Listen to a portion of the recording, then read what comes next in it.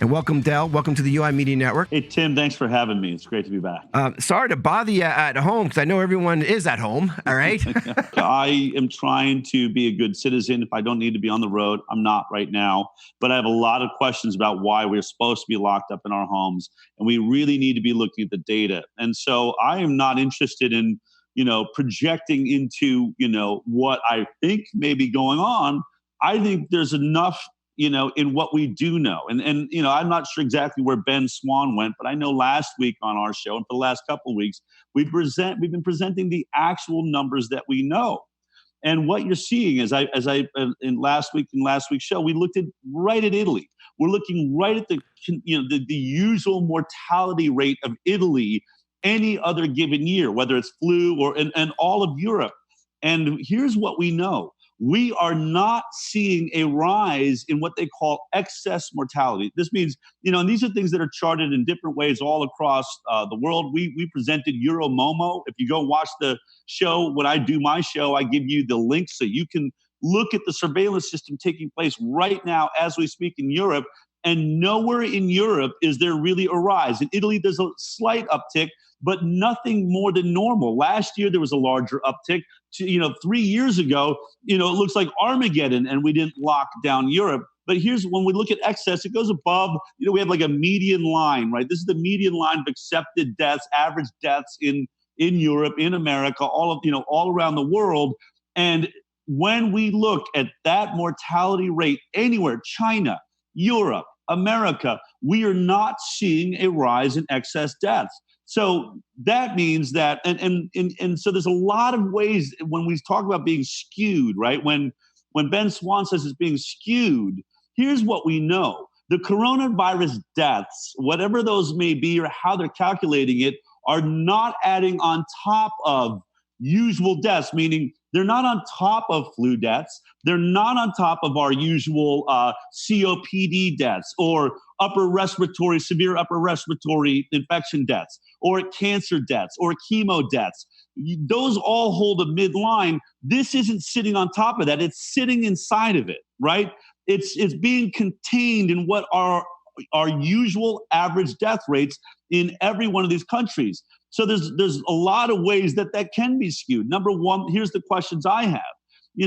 Are we counting all pneumonia deaths now as COVID-19 deaths? Are we going ahead and saying all flu deaths are COVID-19 deaths? I mean, you could see an agenda to why these nations, by the way, and especially the health agencies. Again, when you watch my show, I'm skeptical of just about everyone. That's my job. As a reporter, my job is to not take anyone's word for it. If you look at our founding fathers, you look at what we call the fourth estate, the fourth branch of government, which is media. That is, we are supposed to never stop asking questions and looking for answers. And so that's what I've been doing. Something stinks. Something really stinks with this whole thing because we have locked down the world in a way we have never seen. Yet we are not seeing an uptick in overall mortality. Italy is right on par with the usual mortality it has when you focus in on Lombardy, which is the locality where the highest death rates are. It's always the highest death rate. It's a very old population. It has terrible pollution problems. Their hospital system absolutely sucks. And so many of them smoke cigarettes. It's mind-blowing, okay?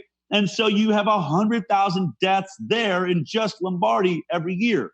So when you start looking at those numbers, nothing this year is changing. There is nothing different about the death rate. And so that's a problem when you look at the potential and the future of the amount of deaths we may incur from destroying the economy of the United States of America. We could talk about the economies of the world, but the UK, Europe, that's their problem. China, that's their problem. And here on this show, I imagine around the world you're being watched, but we live in America. And we have a president of the United States that's having to make decisions right now. If we stay in lockdown for another few weeks, we are I believe that there's a fulcrum point where you cannot recover from that for perhaps a decade or more. And that's not me, that's economists that I'm interviewing are saying, think about this. Back in the 1970s, they had a study that's referenced all the time. In fact, they even brought it up in the movie The Big Short.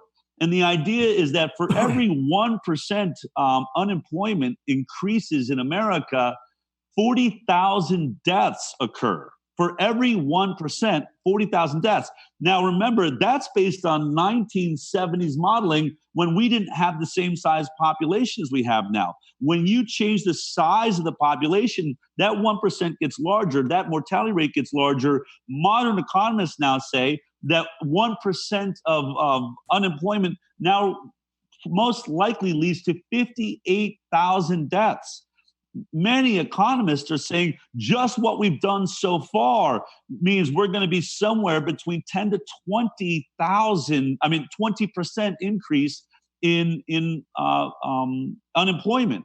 You take 60,000 deaths and you put that against a 20% unemployment at 1% per 60,000. We're talking, we could go into the millions of deaths from quarantine. And the fact that no one in CNN, no one on MSNBC, no one in any of your major news agencies is bringing on an economist and talking to you about this shows the biggest part of the problem with this is we're now seeing what results when pharma owns your news agencies. And that's one of the biggest stories there is because that's all the advertising. Those pharma ads, I'm just going to finish up because I know I talk forever. Yeah. That's good. But those pharma ads are funding your networks. You should be asking yourself, right, why is it that Chris Cuomo isn't talking to an economist about the amount of deaths that would come from unemployment? Why not? Isn't that a logical place to go? That's where I'm at. Why aren't the logical questions and discussions happening in what's supposed to be a free media system in the free country, the United States of America, while we're literally starting to watch martial law take place? Beautifully stated, Del, and I agree wholeheartedly with, like I said, Big Pharma running the show. And I do want to spend some time with Big Pharma here in a minute because I do think the people who do own and run that actually have whatever agendas they may have. But with what you said is to be true, and I have no reason to doubt you, is just asking the questions. And here it is across the board. You have this level of fear that's so instilled now across the world. We're talking not like millions. We're talking billions of people, Del, are in almost paralyzing fear of what's going on, who they're near, who they're touching. You have countries that are shutting down completely on every level, locked up, going stir crazy in homes, whatever it may be. And that level of fear is pervasive now everywhere to whatever degree. And the media has only a certain channel to share, right? So with this history, we have our government agencies, and this is where I think you could probably speak to, the CDC, the FDA, coming out and they're giving their talking points and they're saying, even the president and their doctors are saying, hey, we need to handle it this way. But why should we trust the CDC and the FDA when we know in the past, and in the past, they blatantly lied about the vaccines and Dr. Thompson and all the rest of that? Isn't that a concern that we just now, all of a sudden, we're going to listen to them and they never really got back to the point of giving credibility for the people who do know about that?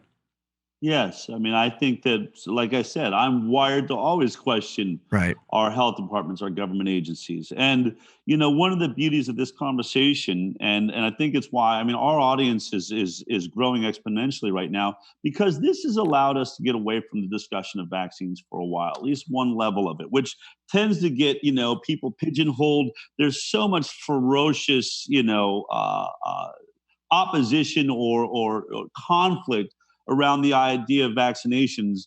And I will never stop talking about that. But this coronavirus thing is allowing us to look at the same picture I've been painting around vaccination, only you getting real-time information and you're watching real-time cover-ups and problems happening at the CDC, at the FDA, at the National Institute of Health. So, let's stay focused right there. Forget about the fact that, yes, they have a history of lying to us. We have, very simply put, we have an Oxycontin epidemic that everyone's forgotten about that's killing 60 to 100,000 people a year. That is, you can lay that at the feet of the CDC, the FDA, that all said that was safe and non-habit forming. I could go on for days on the amounts of mistakes they've made. That's a very modern one. So they make mistakes. Are they on purpose or are they not? That's a lot of the questions. But here, let's look at this week. Does the question we should all be asking is, does Dr. Fauci really have the best interests of the American people in mind? Is he who we really should be putting all of our faith and trust in? Should he really technically be running the nation? Because in many ways, His decisions are deciding how this nation is being run. Well, the most troubling question I have this week revolves around a drug for malaria called chloroquine. Now, chloroquine, we reported on the Highwire almost a month ago, before anyone covered this, that one of the top virologists in the world, a guy named Dr. Didier Raoult out of France, had already conducted studies in China as soon as this thing began and was having a 100% success rate recovering people who were suffering from COVID-19 with chloroquine. 100% success rate. Other studies all around the world are being done and are showing exactly that. And remember, this is not a brand new drug because I'm all about safety testing. And then that's my number one thing, right? Safety testing is imperative. This is the malaria drug everyone has ever, you take it, you have a bottle of this stuff if you're going to Africa on vacation. I was given a bottle of it when I went to Haiti during the earthquakes when I was working on the television show of The Doctors, which was an amazing experience. By the way, I didn't take it, but I had it with me, and everyone, that's just what you take. I just, for my own personal reasons, didn't think it was necessary. But here's the point. Donald Trump, the president of the United States, gets very excited about the fact that all around the world, chloroquine is having real success. Now, yes, it's anecdotal. Fauci comes out and says, it's anecdotal. We don't have proof. We don't know that there's not some safety issue. Well, what safety issue would there be? You've been giving this like candy to millions and millions of people for the last 70 years. And now you're saying, whoa. Let's be careful. It's anecdotal that it works or that it's safe. Okay, fine. Do you know that of all the drugs last week being tested for COVID-19, being funded by the National Institute of Health that Fauci works for and the government of the United States, the only drug the NIH is not funding, Fauci will not fund a trial on? Chloroquine. Wow. It's the only one. He's looking at remdesivir. He's looking at all these other products, newfangled drugs, new approaches, but not chloroquine. Now, when there's a million questions that come up about that, but immediately you better start asking yourself, is that because he really thinks there's a danger to it? Or are there financial interests behind it? It's a generic drug at $6 a pill. No one's going to make any money. Does it cut into the amount of deaths? And is there a reason we would want deaths? I mean, these questions, I think, are reasonable questions when you watch a doctor, a scientist, telling us we have a life and death crisis that refuses to test the most tested product around the world and the one showing the most success. That's just where my questions begin this week. Well, who the World Health Organization does the same thing. They're not supporting the hydrocortisone and also sulfate zinc in the Z-Pack, which has had a 100% success rate. Not only with that doctor, but Dr. Vladimir Zelenko had the same thing. Tested almost 700 people with coronavirus and had 100% success. So this kind of brings me back to the whole cover-up, like you did the Vax movie, the whole cover-up aspect of what's going on with the vaccines. And I don't want to get into the vaccine aspect of, other than there will be, I'm sure, a vaccine coming down the road for the coronavirus. And I do think we need to discuss that on this level right now. What does this do for the the awareness vaccine movement that you're behind? What does it do to the movement now? You were making so much headway. God, you had New Jersey. You and the team stopped the mandatory vaccination there. It seems like this would definitely be a step back of the awareness vaccine movement. I think that it's definitely, whether or not it's designed to be, it's definitely going to be used to bring about a forced vaccination program. And I've been, if anyone, people will say, you think about a conspiracy theory, it's a conspiracy, I suppose, until it proves to be right. Let's be totally clear. The fact that Nixon had broken in and was spying on his opponent was a conspiracy theory by two top journalists, and no other agency would cover it until it was proven to be correct. So as a journalist, every breaking story is a conspiracy theory until it proves to be true. Now, I have been saying for several years, and very specifically over the last year, you can watch the Highwire and I prove it. You can watch me in recorded speeches all around this country at state capitals. I have been telling you that the goal of watching these laws to remove childhood exemptions from vaccines that's happened in California. They attempted they're attempting right now in Connecticut. We beat it back in New Jersey, but it's back again. They passed it in Maine. It's already in Mississippi and West Virginia. Then none of this had anything to do with children, is what I said. What I've been warning people is that the pharmaceutical industry is now the most powerful lobby in Washington. It's outspending oil and gas 2-to-1. I've said this, people that know me know I've said this 1,000 times. We fight wars in the Middle East for oil and gas. What was it pharma was going to get for spending twice that to get politicians elected, to buy legislators, to pass laws that take away exemptions? This wasn't about the fact they don't, we're talking about already like a $50 billion industry in America alone per year in vaccines. They didn't get that much out of going after the 2 to 3% of unvaccinated children. That is not the goal. I've been saying it has nothing to do with them. They want an adult vaccine program. And they wanted to remove the exemptions before they brought that upon you, because every adult is going to say, well, not every, but 90% of them would say, wait a minute, I haven't had a vaccine in 20 years. Why do I need it now? Well, hold on a second. Isn't there an exemption? I'll go use the exemption thing because I feel perfectly healthy.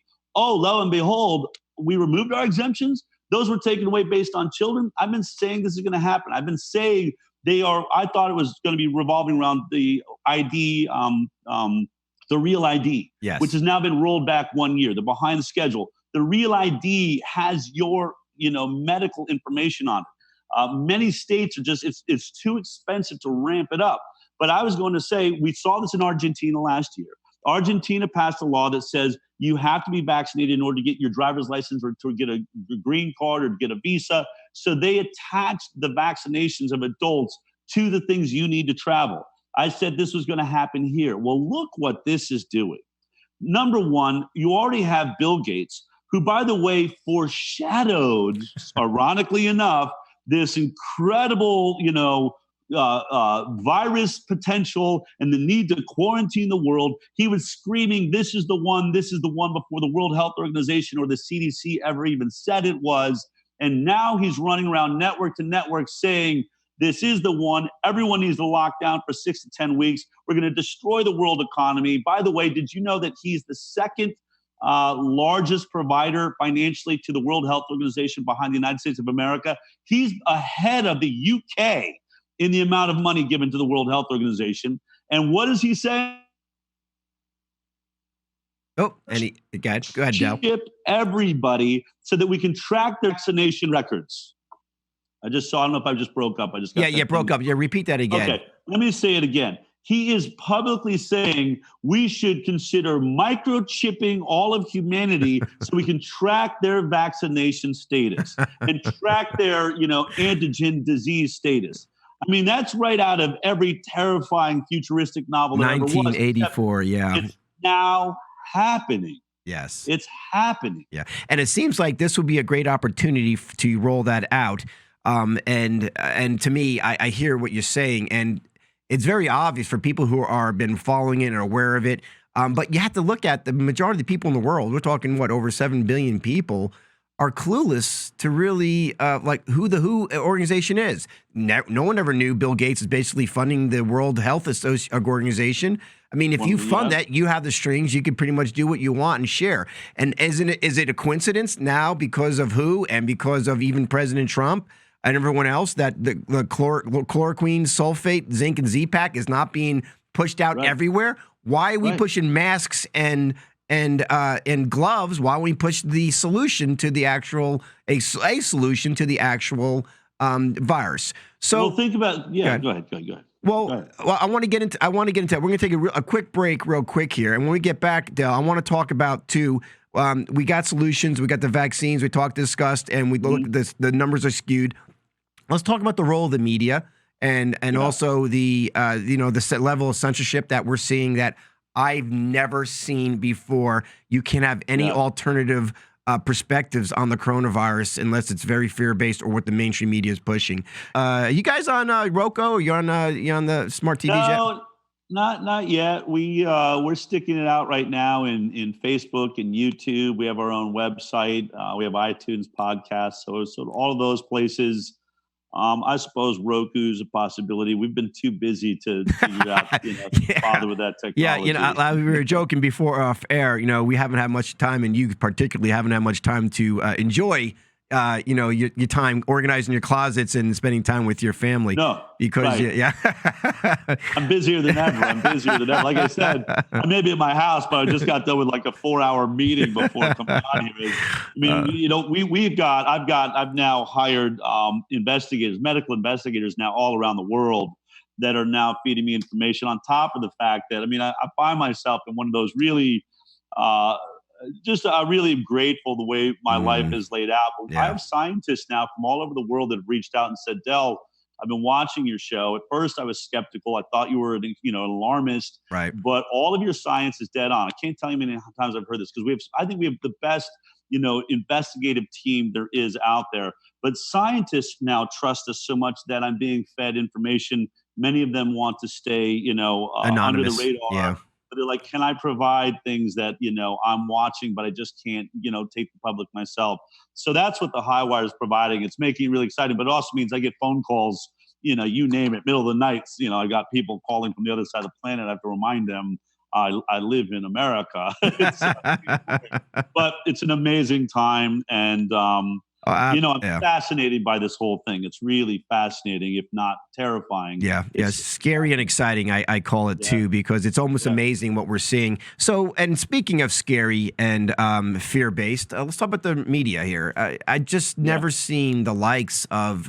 Whether it's Fox News, MSNBC, CNN, it's the written word, it's the New York, the Times.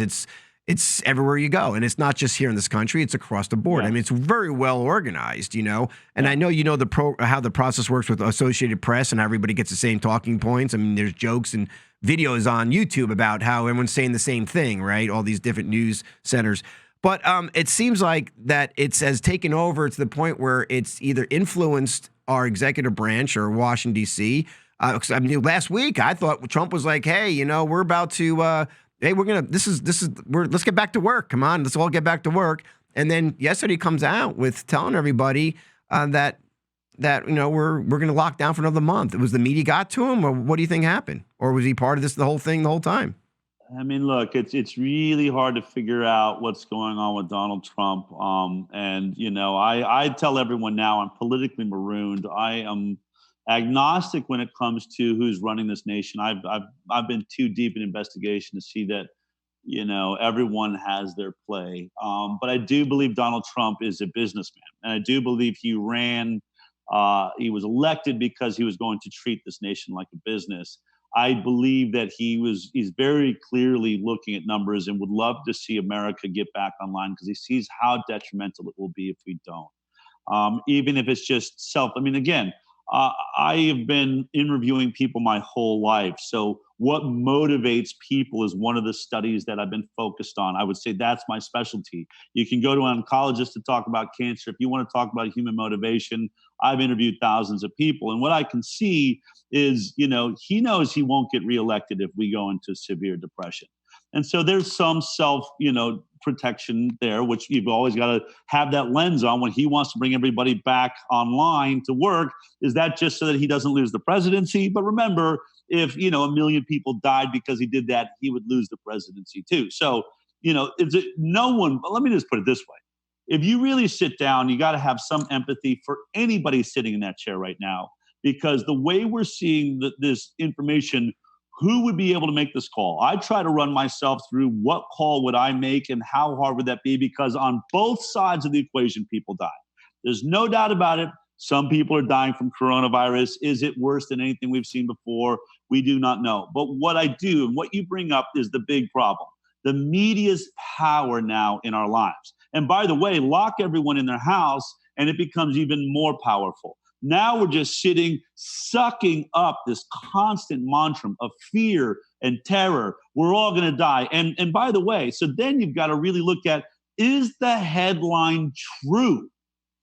Are they manipulating this to make a point? And I'm going to prove to you right now that the media is almost on a criminal level hyping fear. And here it is. This has been the headline all week long. Coronavirus now doubled across America. Coronavirus spreading faster than anywhere else in the world. Coronavirus, people diagnosed with coronavirus now overtakes China, making America has the greatest infection rate in the country. Not true. Those headlines are not true. Because why are we getting those numbers? Because we're now the most tested country in America. We all demanded that we needed testing to understand what the death rate was compared to the infection rate. Obviously, the infection rate is going up, in our eyes because we're diagnosing more people. We've now run more tests than anyone else in the world. We've run more tests than South Korea. But here's what's amazing is while we're doing that, the media keeps trying to say, well, per capita. In fact, I even saw that CNN did a fact check on Donald Trump when he said publicly, we've now tested more people in America. They said, not true. Per capita, it's still lower than other places. He didn't say per capita. You are literally manipulating the language. All we know is that we've done more testing and more people are testing positive than yesterday because yesterday we didn't test as many people. Okay? Right. So here's the truth, and this is what the UK and great scientists, I'm not alone on this, you have scientists all over the world really, really looking at this and saying there is a chance that half of the UK already has coronavirus, COVID-19. There's a good chance the same is true for America. What if, out of 330 million Americans, 1.5 million of us have already had it? It was just a cough. Maybe we got it 2 months ago. If that's the case, then you're just simply just telling us the number that was already there. So the media should be very careful to be saying to us, look, obviously testing is working. We're finding out there's more people than we realize that are testing positive. But guess what that does? That drives down your death rate. They're not saying that. They're not saying since now we've diagnosed now, I forget what the number is, over 100,000 people or more have tested positive. Well, then that's making your death rate number, which is more of the constant. More of the constant in all of this is the death rate. That's the one thing. There is some slight fudging, like I said. They can list because they've already said, we've looked at the death certificate, the recommendation by the CDC to every coroner and doctor in this country, by the way, and I read this on my show, essentially says whether or not someone has COVID-19, test positive, or is assumed to have COVID-19, or that there's an assumption that the death may have been contributed to by COVID-19, list COVID-19 as the cause of death. That means they already are asking you to inflate your death numbers. And even looking at those numbers, though they are shocking to see, 1,000 and now over 2,000 people, died from coronavirus, COVID-19. Do you know what our death rate usually is of COPD, upper respiratory infections, the flu? I mean, I keep saying this. People say, don't compare it to the flu. The flu, we have an accepted death rate of 60,000 people in a given year. We've never quarantined over that. Nope. And we're on track to be, maybe there, maybe a little less. I think Fauci just said we could be at 80,000. I know that sounds like a big number to people, but keep putting that in context with 330, 40 million Americans. These are well within the bandwidth of what we accept as a So why now, you think? I mean, decade after decade after decade, I said earlier, people have been dying, 60,000 people of a flu. I mean, you have 2 million people since January died of heart attacks. You have, right. 1.5 million died of car accidents. You have you just mentioned the Oxycontin pandemic. I mean, and we just, all we do is keep putting new Doritos out, and we put new, more drugs on the streets. So it seems very disingenuous, but also seems that, people are the government agencies. It's not just that; it's the state agencies, it's the local city councils. Everyone's taking this and running with it and saying the same thing. It's almost as if there was a preset, for everyone to react a certain way, or they're just knee-jerk reacting to what somebody else says from another country. But whatever it is, Del, it is taking over. Our media has definitely. You have to give the power. You got to give the power to the mainstream media. They still have their power. I mean, I don't think this could ever occurred if they were not echoing what was going on right now. By the way, I mean, I keep telling people that box in your house is a billboard for pharma. It has been for a very long time. And now you're seeing how effective it is. You can make people terrified of anything if you say it over and over and over again.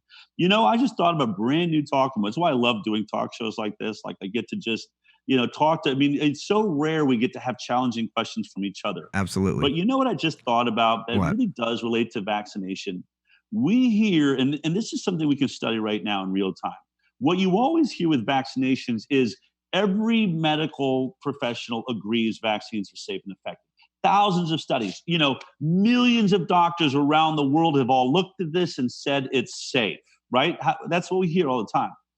And I'm always telling people you only need 4 or 5 people at the CDC, a couple at the National Institute of Health, and 2 at the FDA to get the entire body of science to say, we've looked at this. And you're watching it in real time. That's because your question really led to that, right? Where's it coming from? How many people are actually doing the study? Do you realize the entire world is under quarantine because of one man?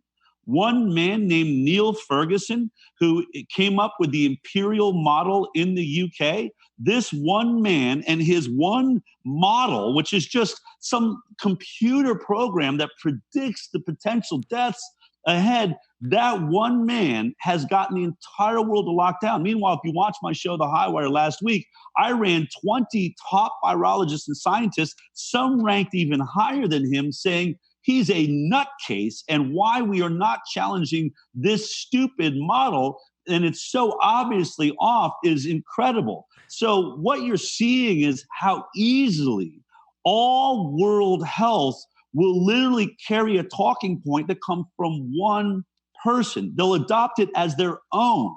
You even watched last week as the imperial model just got readjusted. Again, where's the media? Why didn't they make a big deal out of the fact that Neil Ferguson, who is the author of the imperial model, back last Thursday, I broke it live while it was happening on our show, just dropped the estimated death rate of COVID-19 from 500,000 people in the UK down to 20,000. He just dropped it to 20,000 4 days ago. And I was thinking, this is it. It's over. Yeah. It's game over, back to work. And yet no agency really covered it. For a blip, you saw Deborah Birx, who's, running the task force for Trump. And you saw Fauci lightly mention it. She said, we are just now getting information that the imperial model has been readjusted. We need to do more look at that to understand that. Now, I'm not even going to make the point that it didn't make much news. How about this? Did you know that the United States of America and our health department, that it is that big a deal that one guy just changed his model, that now the head of your task force says, we got to look at what Neil just came up with? So who was running the show? Fauci and Deborah Birx, or Neil Ferguson out of the UK? And who is funding Neil Ferguson? You see, this is if we get the honest questions to ask. Yeah, these are the questions we should be asking. And I don't see Trump getting asked that. No. No one in news is. No one is. Not even in the daily White House press releases here. Right. And so it is. It's mind-boggling. I'm on board with what everything you're saying. No one's asking the right questions, they're perpetuating the fear to the point now it has trickled into the individual homes and lives of almost every citizen, if you could say citizen around the world. We'll focus on America for right now, because I can tell you everyone is, and I know what's going to happen. I already see the cycle. I see people in so much fear. I mean, women, men, in so much fear right now of getting an extreme flu. A flu that most likely is not going to kill you, right? And so scared to death of that. I can't imagine if the bubonic plague or something else really severely came out, what people would do, right? Yeah. And now you sneeze one time or cough one time, the people around you back away and they act like you're some type of leper, right? And that you need to be put into some in FEMA camp to make sure you're pulled away out of your home and get away for having the flu, right? So here, this level of fear is so pervasive now, Del, and I want to address this because you have different states and different counties now, they have hotlines. You see certain people gathering together, more than 10 people in an area, you're supposed to call the police and basically rat on your neighbors that they're putting you and everyone else at risk. And so now you have this kind of Gestapo, Hitler-esque, tell on your neighbor if they're doing something based on one guy created a model, like you said, completely off. I mean, I don't even know what the percentage of that is, 500,000 to 20,000, whatever it may be. It's nuts. It's no play in the mainstream media, right? Other than on maybe your show or what we talk about, some other ones. And if you do share it on the mainstream media or on the internet, it gets taken off, or at least it's watered down and not allowed to be seen. So it seems like there is a level of fear that's perpetuating it, and the power brokers or leaders who are doing it, Del, it may not even be, it may not even need to be making these decisions. The people alone are basically, are corralling themselves to not look and ask these questions. So what do you say for the folks right now, the people out there who are in fear to the point of they're lowering their immune system and getting sick in other ways? What's the advice you give people now with all this information coming from mainstream media and coming from the executive branch that's contradicting things that we're talking about today? That's what I'm really, obviously, I do a weekly show and I'm trying to think what the message is to people. I don't want to mislead the truth. There are people on my side. There are people who are vaccine hesitant, natural health people that I know right now are like literally walled up in their, underground bunkers, terrified to go out. So it's affecting so many people. It's not just like, pro pharma people. I'm watching natural health people terrified for their lives, telling me I'm missing it. So, I am got a team, and look, I'm looking at this. And what is the message? I mean, there's so many ways to approach this. And I'm trying to think about how I approach it when I talk to my audience this week. On the one hand, you're right. We're about to start reporting each other, and everyone's talking about it. A week ago, there was something quaint about it. We were all kind of the shopping centers were thinned out, but you're still at the grocery store. You look at each other. Now there's this real looking at you. If you're not wearing a mask, are you? What side are you on? Why aren't you wearing a mask? If someone sneezes, my God, we're just short of it's like, beep, take a photo right away. Get that guy, send it to, call. Is there a 911? I can just send a picture. I found someone sneezing. I mean, it's not funny. This is really, really crazy. And it's especially astonishing when you don't have the death rate that, the number one question is there a death rate that should ever warrant that type of response, that should warrant us dealing with each other? And the questions we got to be asking ourselves are, what are the repercussions if we go into a quarantine where children can't hug, they can't go to school, we don't touch each other? What happens to a family that has 10 people? You know what I mean? What if there's a large family with 8, 9 kids? Are they not allowed to all be in the same room with each other, in their house? We know that we have now National Guard visiting homes in New York and Rhode Island. Where are you from? This is absolutely a disintegration of freedom. And, the question should always be, okay, is there a time and a place where maybe that's necessary? Perhaps. I know that my threshold is much higher than anything I see going on right now. My threshold for when you would ever attempt to bring in these types of measures, you've got Garcetti in California, is he a mayor, I think, Garcetti, shutting off water and power to businesses that do not comply with the stay-at-home order. I mean, come on now. That is as close to getting to Nazi stuff as you can get. That's draconian. I said it. I did it. I just said it. That's draconian, and it's draconian. And yes. For what? For what? For what? A severe when we flu. watch the news, we keep hearing the potential deaths coming our way. The potential. There's no ER in America currently overrun. We haven't run out of respirators in a single hospital anywhere. And even Deborah Birx is saying that to the news. Stop sensationalizing this. You're scaring people. Our hospitals are doing just fine. We have not gotten overloaded anywhere. We're all afraid of a number based on a model that wasn't even done here in America, and that's even been downgraded. So, what do I have to say to people is turn off your television. Honestly, turn off your television and start really asking yourself, what are the types of things we should be afraid of? Should we be more afraid of the loss of freedom and the dream that our founding fathers created in this country? What type of virus, what type of enemy? Let's just generalize it. What enemy would would you give the power to take away the dream of American freedom?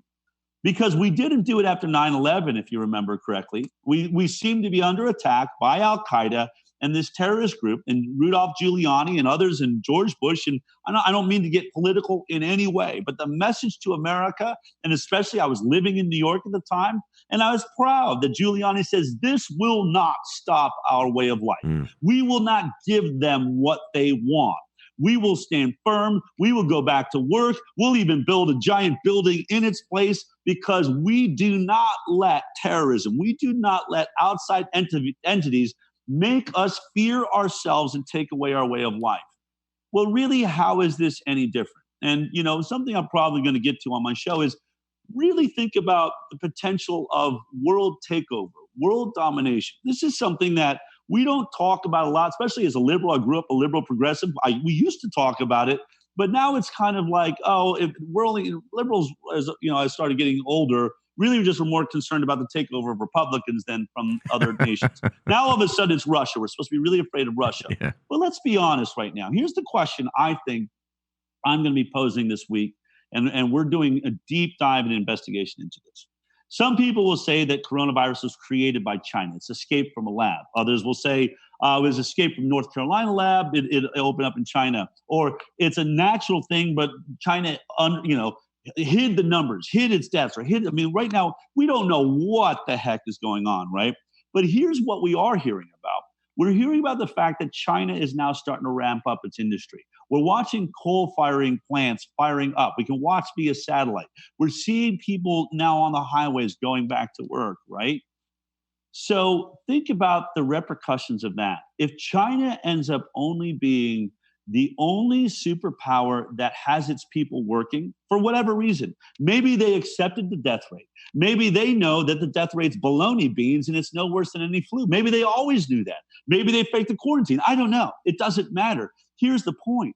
If we shut down this nation for another week or two, we will not have the economy we had. We will not be in business. We will not be manufacturing. Meanwhile, China, the entire world has just taken a pit stop in the most important race, economic race the world has ever seen, in an important time, and China's the only one that puts its car back onto the track. Right. Do you know how devastating that will be? Do you know that we will all be indebted? What if they're the ones loaning to us while we stay quarantined, while they manufacture everything we need? They manufacture our drugs. They're the ones building our cars. This would be a handover of power in a way we have never seen before. And so now let's go back. I think of movies like Red Dawn, and I look at the fear we always had. We've always had a concern. We saw China was really coming up in the world to take over the world. We always think of things as a war as being someone coming to, they're going to come on ships and planes and attack us, on the ground. That's why we have a National Guard. We got to be able to ramp up and fight. Well, let's just put it in those terms. Let's say that China was mounting a war, had mounted a war. They're coming at our beaches, and their goal is this: to bankrupt this nation, to buy all of our real estate, and to take over every industry and job we have. And they're going to do that by rushing our beaches and bringing soldiers in here on a literal level. Let me ask you this. If all they wanted was to control your job, own you, and, control your ability to travel and everything else, how many people, how many soldiers, how many Americans would we sacrifice in that war to make sure that the U.S. came out on top, came out as the victor? I assure you, we would be willing to sacrifice well more than 250,000, 1 million, 2 million, whatever it took. Yes. And guess what? We would be sacrificing our young and healthy soldiers to fight that battle to make sure that we stayed economically strong. Right now, we're being told this risk is only amongst, if we look at Italy's numbers, 88% of whom are people who were going to die anyway this year from other things. They were already so weak, they were going to die. Are we really going to lose our economic prowess and the power we have in this world because we're worried about people who are already sick dying? I don't mean to be crass, but remember, how many people would we sacrifice to hold on to American exceptionalism if this was a physical war? It seems, and how is this any different? It seems like, Del, beautifully stated, it seems like we may be missing the bigger picture. whether by design or just by the nature of what's going on. And they always say follow the money. As people talk about that all the time, the Federal Reserve infused $280 billion. And there's a graph I think we could put up there how the $2.2 trillion is money going towards the coronavirus, right. And I think our gross national product we bring in is like four or 5 trillion. So half of our where does that money come from? Was there a bank account? Was there? Do we have that much gold? Yeah. Was there? What's paying for that? Who are we borrowing that from? Exactly. Right? And who are the players here? It seems like that's the big story here, and that it's not being played out or it's not being shared or being even asked the questions, to the folks here. Now you hit it so beautifully. Every day goes by, we are losing. You talk about not only just wiping out individuals who are committing suicide, the increase in suicide just on this shutdown alone is going to be probably a hell of a lot more than whatever the coronavirus actually killed people. Now, you also have that level of the businesses are shutting down. But worst of all, every day goes by, you have industries are shutting down. Industries that are being devastated. And no one talks about that, and we don't hear about that aspect of what's going on. So is there a point where we have to we just can't listen to authority? Do we do anything different? Do we go along with the program? I mean, when's the point? If this is occurring and we're about to destroy, people are losing their lives. And that I guarantee you, everyone who just lost a business or lost their job or lost an industry they would rather have the flu take the risk of taking the flu for 2 weeks than losing their company, losing their job. I almost could say that very safely. So, but we don't have that choice, though. We do not have that choice. We're being forced our hand here. So what are the accountability and what are the repercussions? Well, look, I am still, I speak publicly. I use media the best way I know how so that we avoid civil unrest. I don't want to see harm. We're going to go into civil unrest if this continues. There are too many people. You will not have enough checks for everybody. I had Toby Rogers, an economist, on my show. There is a large, I think it was something like 30 or 40% of our population, when they did a poll last year, would be in dire financial trouble if they had a $400 expense they weren't expecting. I mean, that's, we are talking about people that miss one paycheck, it's game over. I haven't gotten a check in the mail yet. Has anyone else? Because we're 2 weeks in now. Every waiter, every bartender, I'm telling you, those people don't have savings accounts. I was one for 20 years of my life. Yeah. I worked hard to get to where I am. And while I was funding that, I was, waiting tables and doing that. I'm telling you, there was never a day I had a savings account. I didn't have health insurance. So we're not taking any of that into consideration. So what would be the time? When do people stand up? Let's remember, I'm not saying this. Your own founding fathers say there will be a moment where you better be ready to stand up against your government should you lose control and not have your best interest in mind. Do we start looking at what that would be? But I will say before we get to that point, we don't need at this point to start overruling, some sort of quarantine or a home arrest. I mean, I've said on my show, this may have been a good option, but as the numbers get lower and lower, it becomes more and more obvious that we didn't need to do this. Will our government save face to keep us in it so they don't look like they were wrong? Here's what I think. I think it is clear that Donald Trump is sending us signals he wants people back to work. He is basically yelling at the media, stop trying to scare everybody by saying the infection rate has gone up when it's just testing. He's saying things like that. He wants to be open by Easter. But every time he makes a statement like that, mainstream media attacks him. We've got to make a sacrifice, stay home and watch Netflix, as though that's what's at stake. The mainstream media is telling you, look, stay home and watch Netflix for the next month and a half. Let doctors do their job, and then everything will be business as usual. That couldn't be further from the truth. They're leaving out the entire equation we've discussed for all this last time. But here's what I would say. I think that everybody should be flooding Donald Trump, whether it's on Twitter, whether it's letters to the White House or anything saying, I want to go back to work.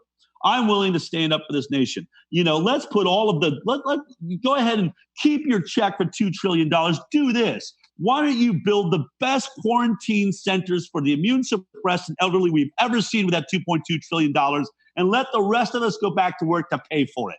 Let's keep America strong. Wouldn't that make sense? Yes. We've got to reach out to Donald Trump, I think, because no matter what you think about him, at least in this point, I think he wants us back in business. I think he understands the numbers, and whether he gets elected again, I don't care about any of that. But I think we have an open ear, and I think we have someone there that if he knew that mainstream America, mainstream media was not terrifying so many people, that enough of us really said, it is not worth it. We cannot let China take over the world because we were so afraid of a bad flu. I Yes. think that we Yes. should be reaching out to our Yes. government right now and our elected officials in states saying, lift this, stay at home. Right. Let's be the state that says we're willing, we'll do our best to socially distance and take care of those that are weak, but we cannot destroy our economy over this because it's not about watching Netflix for the next 2 months. This is about the future for my children. What world is my 11-year-old and my 6-year-old going to grow up in a devastated depression? Yes. And why? Was that really worth it? Because at the worst case scenario, a few 100,000 people might have died from a virus, which have been dying for decades. You hit a rather nose. That's it. Del, last question for you here, and I think it's probably one of the most important questions. Let's assume that it doesn't happen. Let's assume that legislators go along with the mantra of lockdown and let's just let this go out. People are going to be suffering. I already know people already suffer from PTSD, from this fear of getting the flu, right? And this is going to go on for I think for years. I think people with the social distancing, with people with the the mask and gloves, you can't be conditioned for a month or 2 months of fear every day with the cortisol, everything going on, without you taking that to the next level. Like all the next day, things will go back to normal. Do you believe things are going to go back to normal, or you think this is going to be a periodic, like what's going to happen next year, flu season? We're going to shut down the world again. So what's our future look like here, Del, if things, if say Trump or whoever doesn't reach the sanity and we have to do this lockdown for the next 30 days and we do create a depression and devastate and make people dependent on government money, businesses and individuals going forward? What does our future look like? It looks grim. It looks grim, Tim. It's going to take a massive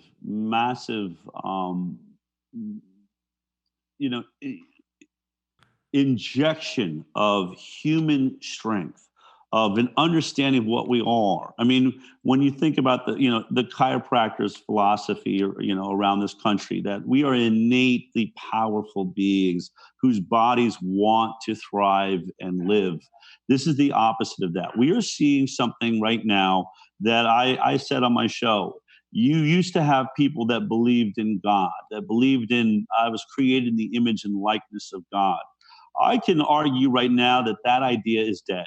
And if you go to church every Sunday, or used to when it was allowed to be open, and you're holed up and terrified right now, then my argument is you don't believe in God. Because if this isn't, I'm just going to say, and if this gets taken out of context and this is what happens to me, so be it.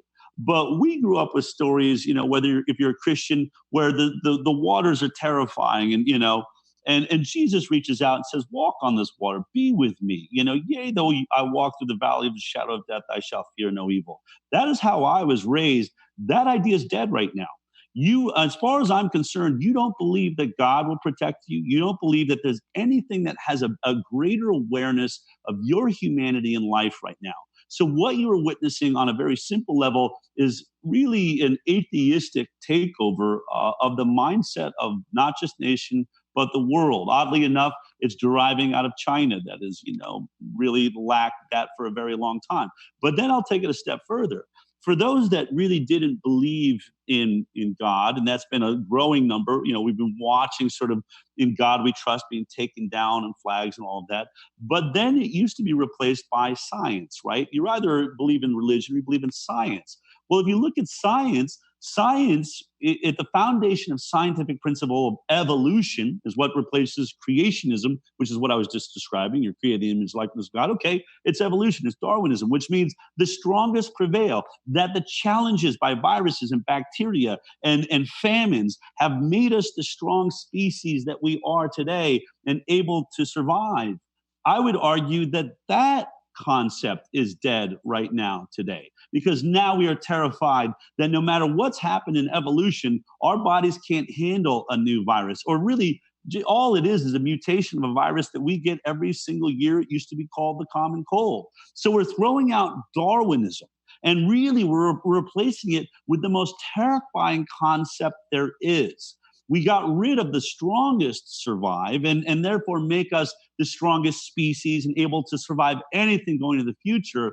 Now, mainstream medical and mainstream media have sold us on an idea that it's not actually the strongest that we should be considering, that the weakest among us, the sickest, is the most important. That is what we're being sold on now, that we should all sacrifice and inflict illness upon ourselves. Even if that illness is a financial illness, we should destroy the economy of America. We should put many into addiction problems because they cannot work. We should turn others into robbers and thieves because that's where they're going to go when they cannot have the job they had last week. We should have massive depression, and we should have children growing up in that depression. We should do that to ourselves because it looks like 1% of the elderly and the immune suppressed that we're most likely going to die of any cold or any virus there is because they need our help. That transition to that mindset, if we don't change that, then we are going to be victims to the stupidest principle that has ever existed in mankind, that we will ruin ourselves for the weakest and sickest among us. That has got to be fixed, or we are looking at a future where, you're right, constant quarantine, where we all are essentially hypochondriacs. We used to make fun of Howard Hughes, that had all of the money in the world but had to wipe every doorknob, wore a mask everywhere he went. And now our medical authorities, the Howard Hugheses of the world, have taken over.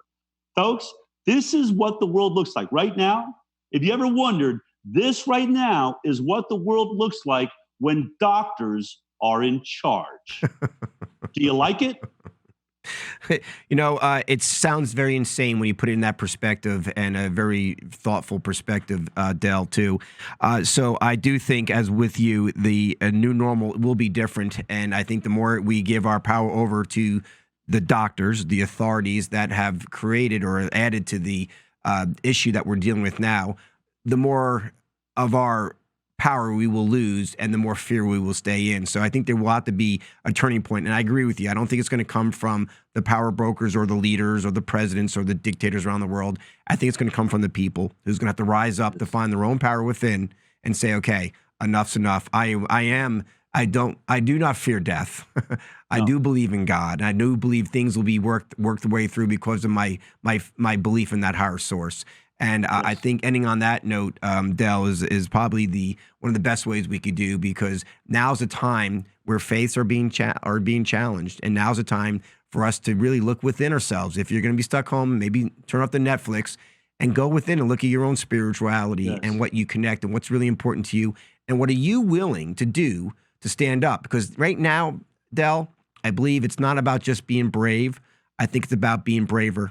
And I think people like yourself who come out and put your time and energy, and often even your life, at risk, sharing what you believe to be your truth is something that's not only needed right now more than ever before in the history of man and womankind, but I think is a blessing that you're able to get your information out and share with millions of people over the world, probably billions eventually at this point, because everyone's hooked into what to do. So I want to thank you so much for sharing your information, and everyone looks forward to seeing you again. They could catch you on the High Wire with Del Bigtree. What's your site that people go to? So you can go to thehighwire.com or check it out on Facebook and YouTube and all those places. We go live at 11 a.m. Pacific time every Thursday. This show, the shows, and please go and watch the last 3 or 4 weeks of our episodes. They're packed with information, packed with actual scientists and real science and real data. I'll show you where their models are coming from, where their graphs are coming from. We're taking great concern in our show this week. I do not want to rush people into danger. I am trying to be as clear and focused, but I will tell you this. I am not coming from a place of fear. I personally am not afraid of COVID-19. I am not worried about my kids because I believe in the way that I've raised them. I believe in natural health. I believe that we've avoided enough glyphosate. My children have never gotten a flu shot, which they have now shown that in studies with the military, flu shot can lead to problems with coronavirus. None of us are on ACE inhibitors. Another thing that we know is could be contributing to the death rate of coronavirus. I would never take an anti-inflammatory because they don't exist in my house. You won't find Tylenol here, Advil, or anything. I stand by that. I live in that. And I believe that we are powerful. And no matter what we say here, Tim, you and I and those like us, this will never change me. This will not make me quiet. I will never buy into it. I will continue to look for the truth. And that is what you're going to find when we continue to tune into your show. We're always going to be here. They may try to censor me, but I will tell you what, I will find a way. Keep looking for us. Keep looking for information. Go to thehotwire.com, which we control more than we control YouTube and those other things. But I am telling you that I believe that for smart people, you will see the world has made a tragic error. They blew something up that really never, ever was there. This is a fake boogeyman, as far as I can tell. And even if it's not, I think you have to ask yourself what numbers, if this was actually a battle against anything else, what would you do to fight for the strength of America? How many soldiers would you be willing to lose if there was an attack on every business and the future economy of our country and our position as a power entity in this world? Please ask yourself what that number is to you. And if this virus pales in significance, then please do not give up all of the freedom and safety and beauty that we had 3 weeks ago for an idea of fear. We're going to win this. Truth will prevail. But those of us that still have blood pumping through our veins and the ability to speak, don't be afraid to tell the truth. Continue to ask the right questions with everyone you know. One by one, I believe that this is an opportunity to wake up those who hadn't been awoke before. We should not be sliding into fear.